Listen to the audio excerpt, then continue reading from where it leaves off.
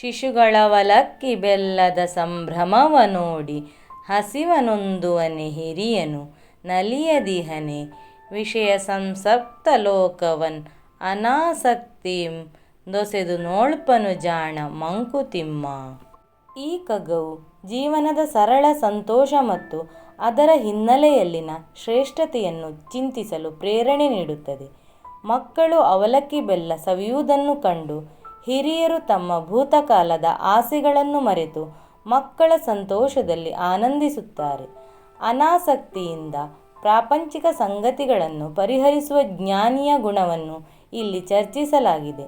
ನಾವು ಹೇಗೆ ಭಾವನೆಗಳನ್ನು ಅಳಿಸಬಹುದು ಮತ್ತು ವಸ್ತುಗಳ ಬಂಧನದಿಂದ ಮುಕ್ತರಾಗಿ ಬದುಕಬಹುದು ಎಂಬುದರ ಕಡೆಗೆ ಹೆಜ್ಜೆ ಹಾಕಬೇಕು.